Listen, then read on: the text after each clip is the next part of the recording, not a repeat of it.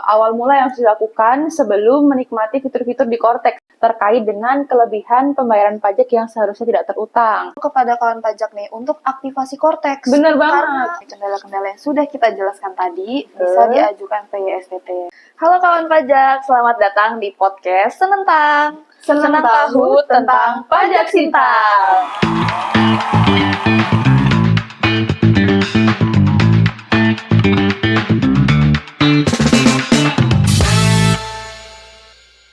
Di episode kali ini, kita akan bahas topik yang menarik sekali nih. Bener banget. Tapi sebelumnya kita perkenalan diri dulu kali ya. Boleh banget. Saya Anissa dan saya bersama Saya Larasati, kita berdua adalah asisten penyuluh di KPP Pratama Sintang. Oke, jadi nih topik kita kali ini penting banget buat kita share ke teman-teman pajak sekalian karena banyak banget situasi di mana kawan pajak ini udah melakukan penyetoran pajak atau pembayaran pajak, tapi waktu dicek lagi ternyata salah, kayak gitu. Maka dari itu mendasari mereka untuk mengajukan pengembalian pajak. Maka dari itu, di episode kali ini kita akan kupas tuntas seputar pengembalian pajak. Nah, di episode podcast sebelumnya, kita udah membahas mengenai pemindah bukuan. Bener banget. Dan itu bersinggungan banget nih sama pengembalian Iya. pajak ini. Karena kalau sebelum-sebelumnya, kalau ada kesalahan pembayaran atau kelebihan pembayaran, kita bisa pakai pemindah bukuan. Betul Tapi banget. dengan adanya Cortex ini, kita udah nggak bisa semuanya itu pemindah bukuan. Tapi diajukan dengan permohonan pengembalian pajak yang seharusnya tidak terutang. Atau bisa kita sebut PSTT. Iya, bener banget. Jadi nanti kawan pajak jangan bingung kalau di podcast kita selanjutnya ini akan kita sebutnya singkatan ya, PYSTT kayak gitu. Tapi sebelumnya, apa sih yang sebenarnya itu PYSTT itu apa gitu? Oke, jadi sesimpelnya PYSTT itu adalah keadaan di mana kita sudah melakukan penyetoran pajak, tetapi ternyata ada kesalahan sehingga mengakibatkan tidak ada pajak yang mendasarinya. Misal, kita salah perhitungan, atau kita salah transaksi, atau kita salah kode jenis pajak, lalu bisa jadi kita yang paling sering nih, kita belum impersonate akun. Jadi kita masih menggunakan akun pribadi nih, padahal kita di situ membuat billing itu atas nama perusahaan. Seperti itu, Nis. Oh iya, kawan pajak nih kebanyakan emang suka lupa impersonate ya? Iya, betul. Itu adalah kasus yang paling sering dilakukan di sini. Seperti itu. Betul sekali. Kalau sebelumnya bisa dilakukan pemindah bukuan, tapi Benar. sekarang udah nggak bisa ya. Sekarang kalau kesalahan tersebut bisanya diajukan di pengembalian pajak itu atau PYSTT. Benar banget. Dan PYSTT ini sama dengan pemindah bukuan, Nis, ada dasar hukumnya, yaitu di PMK 81 tahun 2024 tentang persiapan sistem inti administrasi perpajakan. Baik. Nah, kawan pajak, kalau ada yang mengalami hal yang sudah tadi dijelaskan, bisa simak podcast episode kali ini. Tentang PYSTT. Tapi sebelumnya, kita ingetin dulu kepada kawan pajak nih, untuk aktivasi Cortex. Bener banget. Karena untuk pengajuan ini kan diajukan di Cortex. Betul. Tapi kalau belum aktivasi, kita nggak bisa dong login Iya. Cortexnya dan nggak bisa akses Cortexnya. Betul. Jadi aktivasi itu adalah awal mula yang harus dilakukan sebelum menikmati fitur-fitur di Cortex ya. Iya. Atau mengajukan permohonan-permohonan di Cortex ke kantor pajak.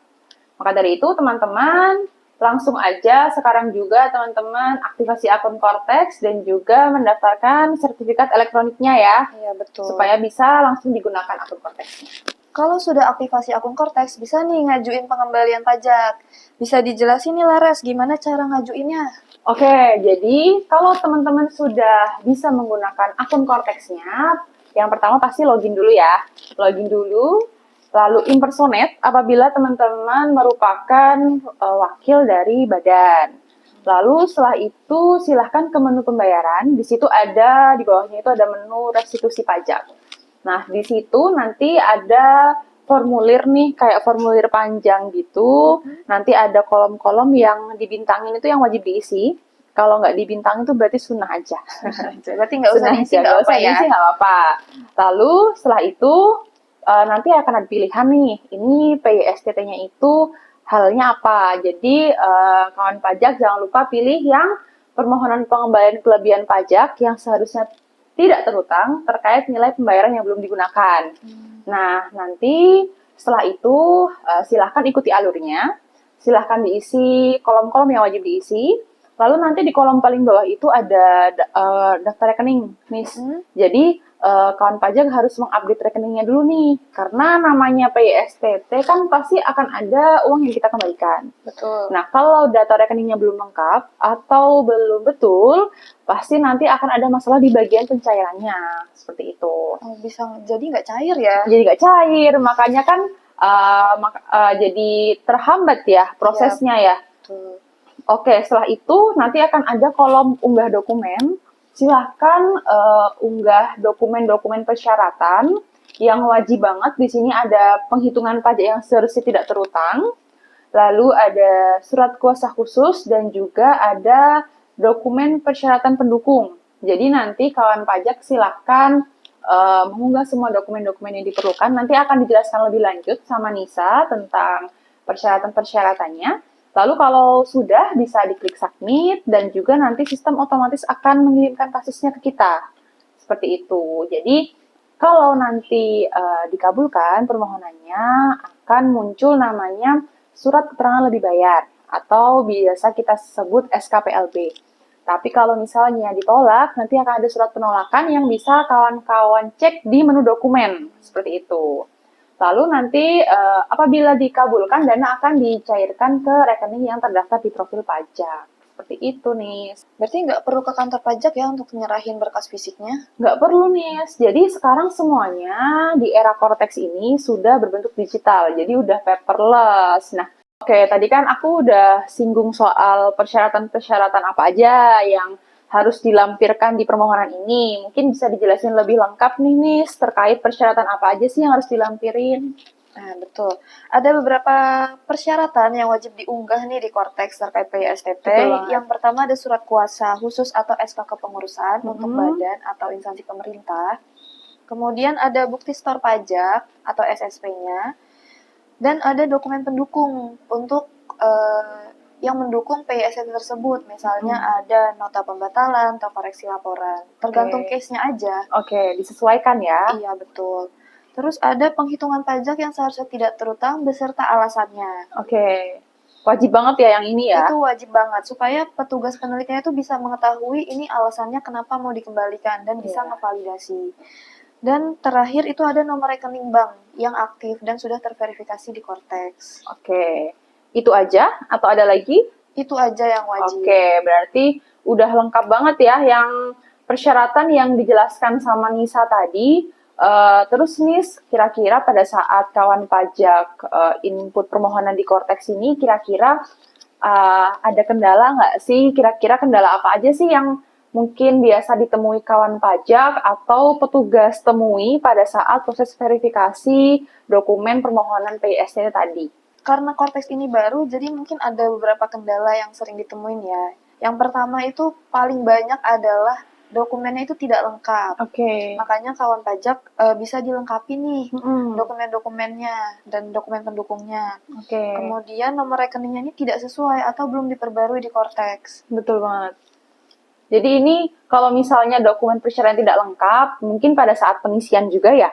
Kalau misalnya ada yang belum diunggah atau gagal upload, nanti pasti akan terkendala pada saat proses submit. Betul. Dan juga pastinya apabila dokumen yang diunggah tadi diteliti oleh petugas dan tidak memenuhi atau kurang, itu pasti nanti akan ditolak ya, Nis ya? Iya, betul. Oke, dan juga yang paling penting banget adalah karena kawan pajak mengajukan pengembalian ke kami, jadi kami juga harus tahu betul kemana ini akan dikembalikan. Jadi nomor rekeningnya harus jelas nih, harus jelas, dan juga harus bisa dilakukan pengembalian dana di rekening tersebut, seperti itu.